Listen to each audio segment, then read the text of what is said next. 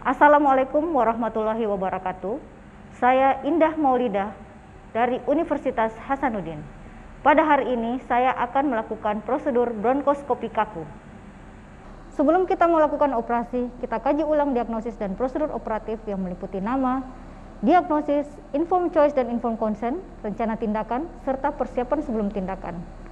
Sebelum melakukan tindakan operasi, kita tentu saja harus menginform consent kepada keluarga yang mewakili, yang dibuktikan dengan menandatangani formulir informed consent. Setelah itu, kita lakukan pemeriksaan laboratorium dan jika perlu kita lakukan pemeriksaan gas darah. Dan juga jangan lupa konsul ke anestesi, pediatrik ataupun penyakit dalam jika perlu. Memakai head cap,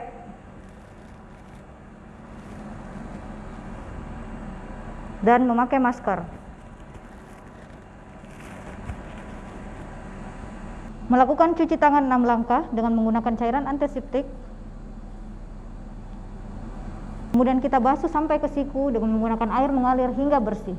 Setelah itu, kita melakukan proses scrubbing dengan menggunakan spons sampai ke siku. Kemudian kita basuh dengan air mengalir hingga bersih.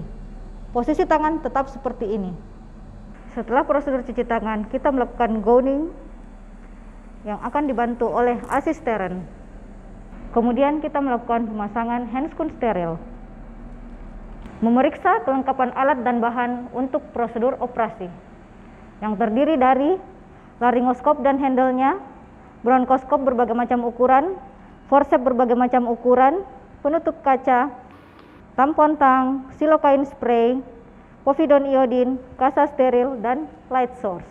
Persiapan bronkoskopi. Pasien berbaring telentang di atas meja operasi dengan dibantu oleh asisteren untuk memegang kepala agar posisi kepala ekstensi maksimal dengan bahu diganjal. Kemudian di sebelah kanan operator terdapat meja peralatan untuk memudahkan operator. Desinfeksi lapangan operasi dengan menggunakan kasa steril dari arah luar ke dalam. Kemudian buang ke tempat sampah infeksius. Anestesi. Pasien dalam narkose umum dan diberikan anestesi topikal atau spray pada pita suara.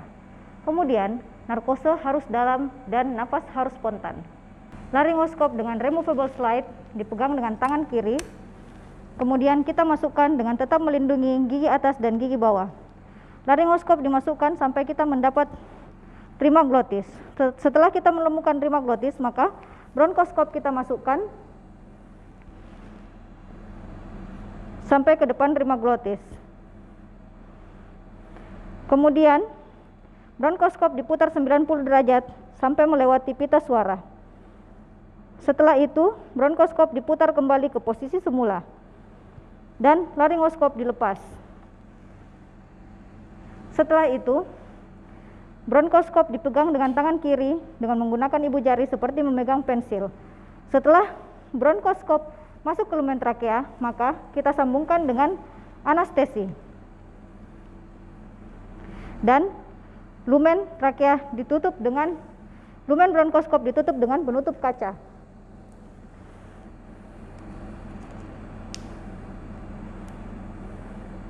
Kemudian bronkoskop kita masukkan ke distal trachea sampai kita menemukan karina. Setelah kita menemukan karina, kita lakukan evaluasi. Setelah itu kita lakukan evaluasi muara bronkus kanan dengan memiringkan kepala pasien ke sebelah kiri. Kita evaluasi dan kita evaluasi lagi bronkus kiri dengan memiringkan kepala pasien ke sebelah kanan.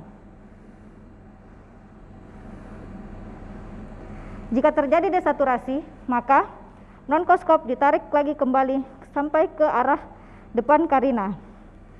Setelah stabil, maka evaluasi dapat kita lanjutkan. Setelah itu, jika kita sudah mengevaluasi dan menemukan benda asing, maka benda asing dapat kita ekstraksi dengan menggunakan forceps. Kita lakukan ekstraksi benda asing dengan menggunakan forceps. Jika benda asing kecil, maka benda asing dapat dikeluarkan melalui lumen bronkoskop. Tetapi jika benda asing besar, maka Benda asing dikeluarkan bersama-sama dengan bronkoskop. Setelah benda asing keluar,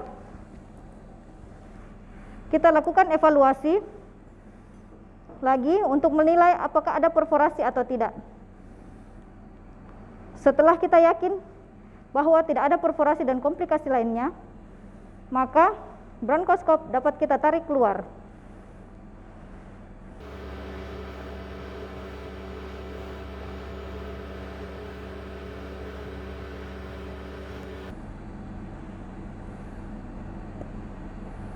Bronkoskop kita keluarkan,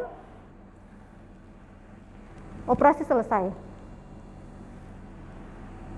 Pasca operasi, pasien masuk ke recovery room dan kita memperhatikan apakah ada tanda-tanda perforasi atau komplikasi lainnya. Kemudian, bila diperlukan, dapat dilakukan fototoraks. Dan yang terakhir, kita berikan antibiotik dan kortikosteroid.